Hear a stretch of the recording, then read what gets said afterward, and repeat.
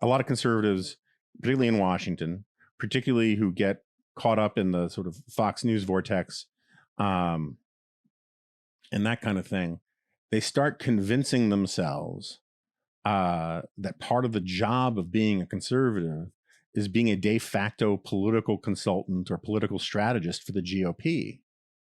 And that's where you start getting into trouble, is where you start making arguments, because it's one thing to make an argument that the GOP should do X because X is right.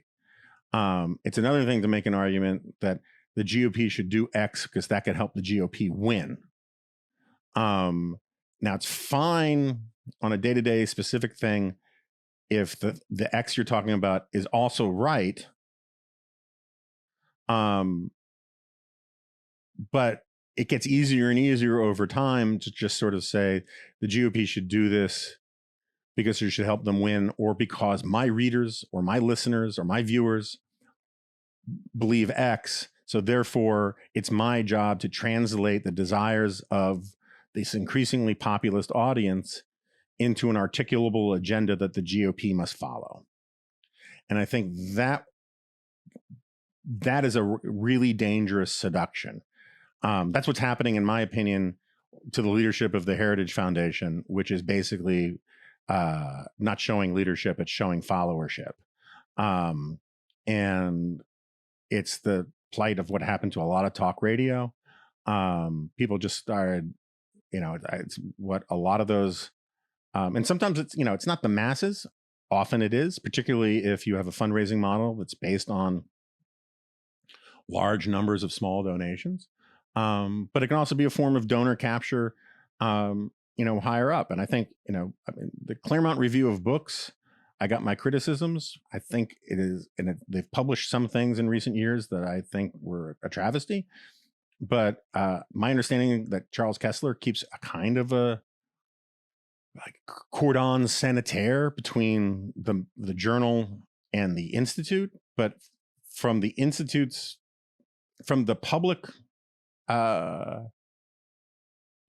behavior of the Institute as separate from the journal, I think the Claremont Institute has become a disaster, and it breaks my heart. But like the people that they have brought in there as Lincoln Fellows and that kind of thing, who, it's amazing how many end up being, revealing themselves as bigots and thugs, almost to the point where you start to think, gosh, maybe there isn't a randomness to this.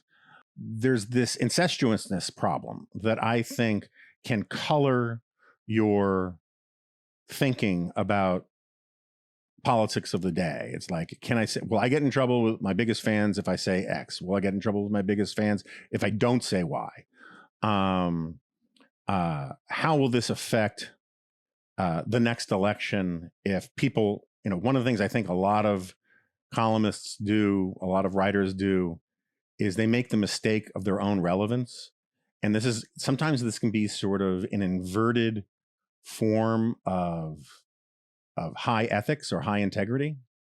You get to this position where you say, in effect, what if everybody was persuaded by what I am writing? What then should I write?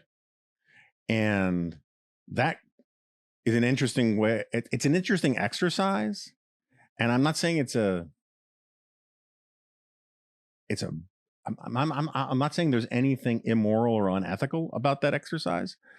The problem with that exercise is you start thinking you have a lot more power to do things than you actually do. Right? If you think, oh my God, it'd be a good Twilight Zone episode. What if like some columnist woke up one day who was a usual brick thrower and that nobody listened to, or a thumbsucker that nobody listened to, or something in between, and all of a sudden 80-90% of the American people agreed with whatever he wrote? Like, what would you start writing to if you had that awesome power? The good news is no one has that awesome power. But if you think in those terms, if you approach politics in those terms, you start thinking about how am I going to manipulate the issue, right? How am I going to frame the issue? What is good for my team if I write it this way versus that way? And I'm not saying you can't have any of that mindset when you're writing, because it's sort of unavoidable, but sometimes it goes to people's heads. And that basically means that turns intellectuals into essentially politicians, right? Because you're now talking about, how am I going to influence the vote? How am I going to influence political donations and the polls and these kinds of things? And I think there's some intellectual dishonesty in that, but there is also a lot of intellectual self-deception in that.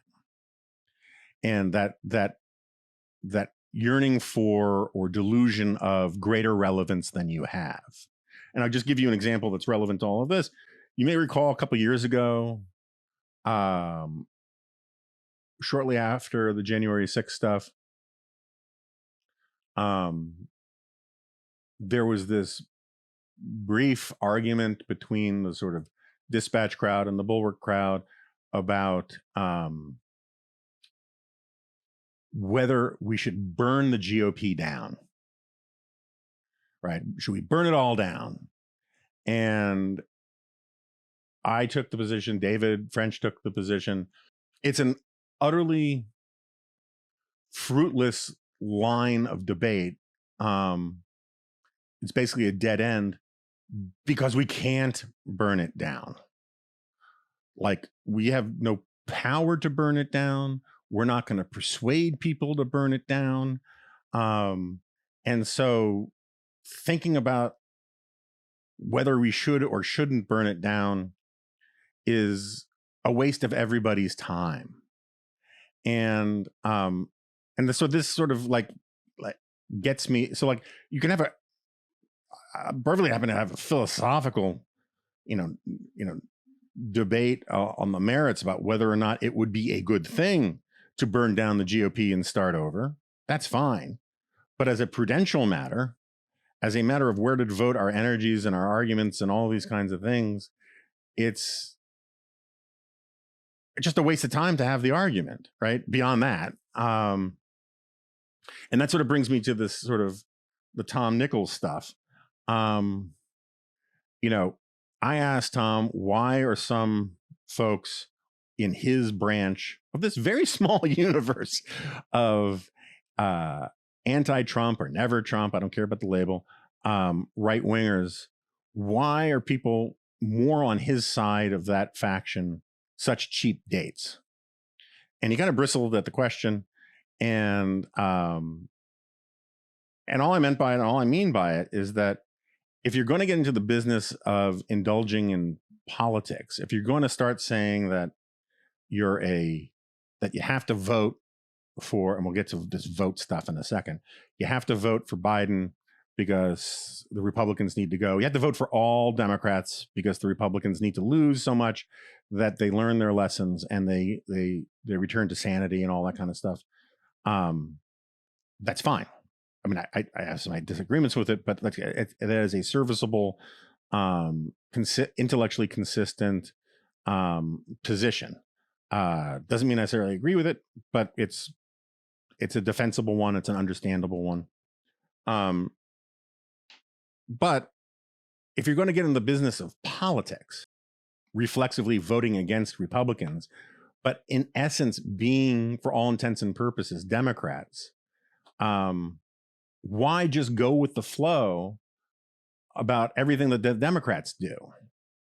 Now, I warned you there's going to be a lot of distinction making here.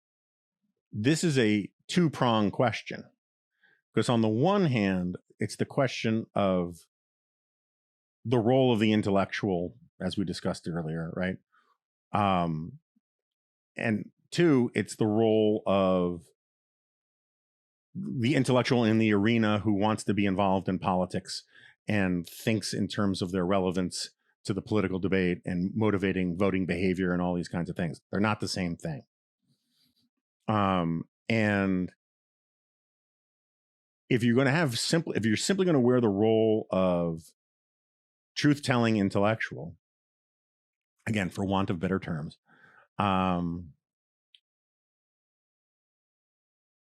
you have a real problem if you're a conservative and you're not calling out Biden's unconstitutional nonsense with the rent moratorium or the student loan stuff, or just as approach to executive orders in general, right? And then there's like the political relevance problem. If you want to be politically relevant in all of these kinds of things, this is the part that I mean by a cheap date, less than the intellectual integrity thing. Simply saying, because Trump is bad, I am going to give my vote and my silence. And I'm not saying that this is Tom's position. Go back. I'm not trying to be unfair to Tom in particular. He denies that this is his position, and he has good evidence to the contrary. But I'm talking about directionally. There's this approach from people on the the Jen Rubin faction. Let's call it that. I don't want to beat up on Jen Rubin because I don't want to talk about Jen Rubin. But you know what I'm talking about. The sort of the anti-Trump conservatives and former Republicans who speak almost exclusively to Democrats and liberals, because conservatives, rightly or wrongly, aren't listening, right? The cheap date part goes to the nature of politics. If you're going to be a player in the arena, and I'm not saying this makes you a hack or anything like that. Yes, there are plenty of people who are hacks, and we can have a long conversation about that. But I don't think it necessarily makes you a hack. I don't think Bill Kristol, when he was running the Weekly Standard and doing all these things, or even now is a hack. That's not what I mean. I don't think William F. Buckley was a hack. I think that they want to be in the arena doing a mix of both politics and journalism, and that's a choice. It's not a choice I love, but it's a choice. And it's just not a choice. It's not a choice for me. So, but if you're going to be in that space, I don't understand why you have to give up basically all of your leverage is the wrong word, right? But like, if you're trying to, first of all, if you believe certain things are true, you should, and the Democratic Party is now your party, you should do your best to get the Democratic Party to reflect more of your views than it did when you weren't a Democrat. If you're a pro-lifer and you become a Democrat, it seems to me you have two choices. You can immorally give up for political reasons being a pro-lifer, or you can do what you can as a prudential matter to make the Democratic Party a little better on this issue than it would be without your support. But also, if you're a conservative and you actually believe to one extent or another, and I have never met a conservative who doesn't believe this to one extent or another, that one of the reasons why the GOP went as crazy as it did was because it was a reaction to how crazy they perceived the Democratic Party going. And every conservative I know, wherever they come down on these Trump issues, every conservative I know thinks, as Tom Nichols was saying the other day, is that people like Cori Bush and the Squad are just a gift to Republicans. Every Democrat who says the phrase defund the police is giving an in-kind donation to the Republican Party. And so what is the harm in trying to bring the Democratic Party to its senses? You know who's working really hard at doing stuff like that? Paul Begala. Paul Begala is trying, it's not very public, but he's the head of some group that is trying to get moderate, non-woke, old-fashioned, sort of somewhere between FDR and Kennedy or Truman Democrats elected, because, and in no way or shape or form is Paul Begala a right of center guy, but he recognizes that it's bad for the Democratic Party and bad for the country for the Democratic Party to veer off and to become beholden to a very small sliver of very sort of woke white liberals and the sort of professional identity politics practitioners who live in that world, and that it would be much better for the Democratic Party and therefore much better for the country if the Democratic Party became more centrist, more moderate, more traditionally, a sort of, definitely a bigger government than I would like, but a sort of Clintonian on the policy stuff party, and he's working to do that. I do not understand why, if you are, for totally understandable and justifiable reasons, by my lights, saying a pox on the entire edifice of the Republican Party and the conservative movement, I have to go live in this other coalition now. I don't understand why, as a political matter, you can't make that coalition, try to make that coalition better. And what Tom kept doing, and at one point I had to say, you keep saying that, is he kept rejecting this position that I did not articulate, which was that if you don't, like, he thinks it's folly to say, if you don't do what I want on this, that, or the other thing, I'm not going to give you my vote. And I don't know how many times I have to say on this podcast over the last, 5 years, I don't give a rat's ass about my vote. It's not my argument. There are other people who have those arguments. That's fine. It's not my argument. My argument is like, if you want to be a player in the world of ideas, and you want to make the country a better place, and you sincerely and honestly believe that you're helping Trump every time the Democratic Party veers left, maybe make those arguments to help the Democratic Party move right. Now, there are definitely going to be credibility problems for conservatives who join the Democratic Party and still make conservative arguments. And they're not going to be popular among, people on the left. And so I'm not saying this is why she does it. For all I know, her conversion is entirely sincere.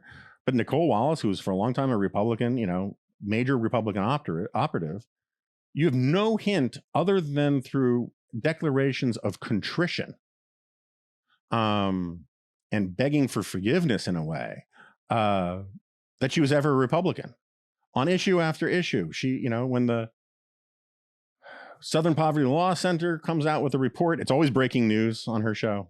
It's like every show begins with breaking news, and then you find out that the breaking news is a Washington Post story from 5 days ago that's bad for Trump. So I get why, as a personal sort of matter, it doesn't really suit your interests to talk about how the Democratic Party would be better if it was less left wing. But both as the role of sort of an intellectual or a journalist, or whatever label you want to put on it, an honest commentator, and as a conservative, if that's what you still call yourself, but also as a political player, I don't think it suits the purposes of the causes that these people profess to hold dear to be a cheap date. And,